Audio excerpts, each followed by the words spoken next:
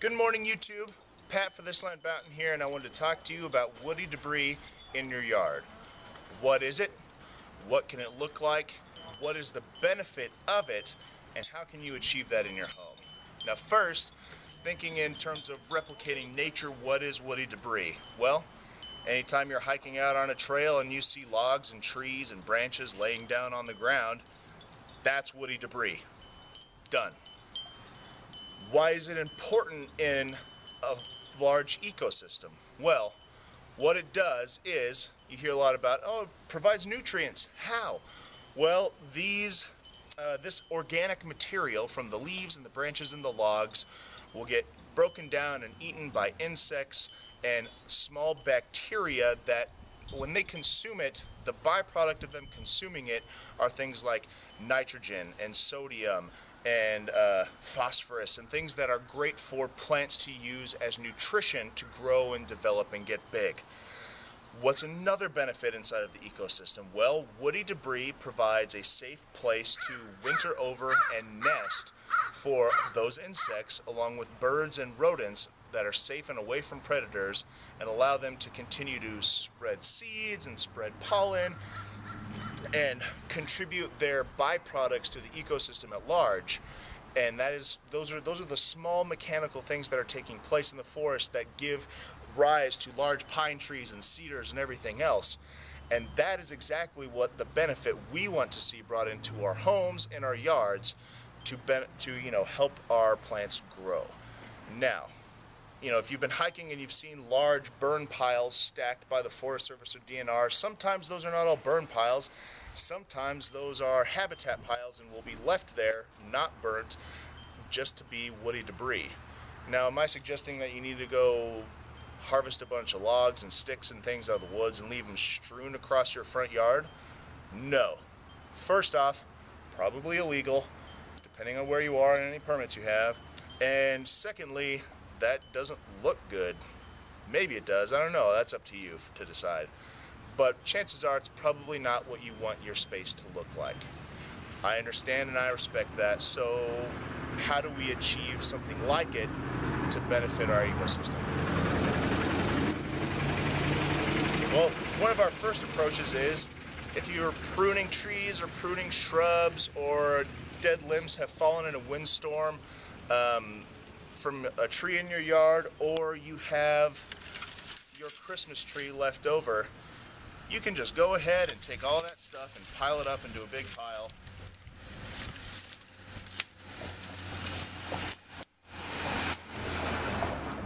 And leave it hanging out in the corner of your yard somewhere, and boom, woody debris.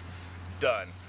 Birds may be able to hide in a pile of brambles like this from cats and other larger birds. You may find chipmunks or squirrels that have come to ground looking for something. They'll hide out in there until the coast is clear. And even inside of these branches, beneficial insects like flies or beetles or centipedes or millipedes will hide out inside of these over winter. They'll lay their eggs there, and they'll be able to come back and continue providing those benefits to your yard. Boom, here it is, woody debris. Now this right here, not necessarily the most sightly thing in the world, Christmas tree branches and leftover yucca shoots, but that's an option. But what are some other options?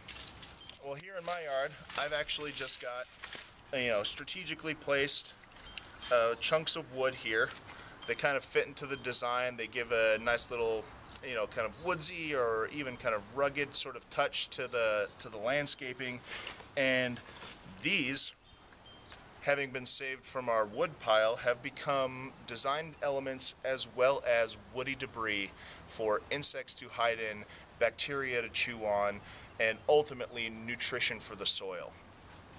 You could even go so far as not to use just logs, but even if you have or can find large rounds. Here is a Pacific willow round that I had cut that was left over from an attempt at wedding design, and now it sits in the yard and is slowly rotting and turning into food for bacteria and ultimately food for my plants. Even going so far as, depending on what you want and what you'd like to see, you can have an artisanal wooden sculpture from a local chainsaw artist. Design feature, work of art, woody debris.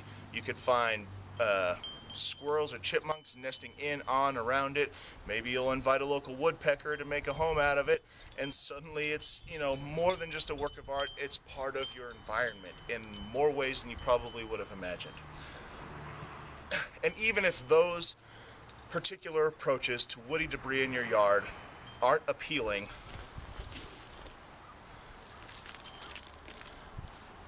I offer bark.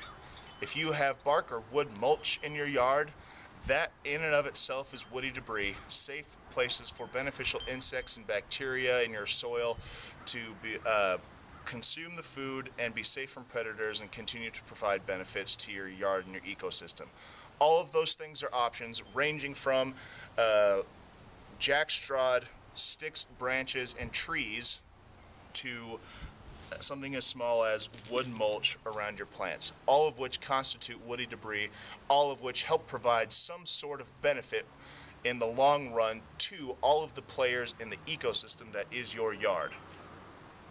Now, that we've talked about what it is, what it looks like, what it can be, certain options for you. There are a few safety things that I want to talk about in terms of how to keep your home safe and yourself safe and your neighborhood safe when bringing in woody debris. If you are choosing to harvest woody debris yourself, say you have a firewood permit and you want to go cut it and you don't want to burn the wood, you want to use it as woody debris somehow, make sure whatever you are bringing in from a national forest or from a well, not a national park, you're not allowed to cut there, but you have a permit from a national forest and you bring that wood in, make sure you understand what you're bringing. What is the tree? Is it a tree that is already dead, and is it harboring bark beetles? Bark beetles are why you see so many standing dead trees across the forest, and they live inside of the bark, chewing on the cambium layers of trees, and if you bring live specimens into your neighborhood, you could have inevitably just killed every coniferous tree within 10 miles of your home. Be aware what you're bringing into the neighborhood. Also, there are certain funguses and diseases that affect conifers like pines and larches and firs, things like mistletoe fungus. Make sure you're not bringing in wood that is infected and can in turn infect the rest of your neighborhood and your yard and everywhere else. Be a conscientious participant in your environment. And the second thing is if you're creating habitat to harbor insects, rodents, and birds, make sure you're not providing for those insects, rodents, and birds a gateway into your home to become pests. If you have brambles sitting up next to your home and you're like, oh great, woody debris, well maybe that's a great place for rats and mice to hide out, and it won't be too much longer before they find a way into your home. Same with other particular beetles, insects, termites, anything like that. There is the potential that the woody debris and the safe home you're harboring, or keeping to harbor these creatures, those creatures could turn out to be detrimental to the structure of your home and the health and safety of your family within. I'm not trying to say that to scare you and to discourage you, especially after everything I just said, saying go do it. But those are things you need to think about. Keep that in mind as you design your yard, as you landscape, as you think of ways to incorporate natural processes and features into your home. Keep that in mind. There's always a flip side to something. Thanks for watching. Like, subscribe, make some comments. Let's get the conversation going. And remember, whatever you do for this land, you do for everybody. Godspeed.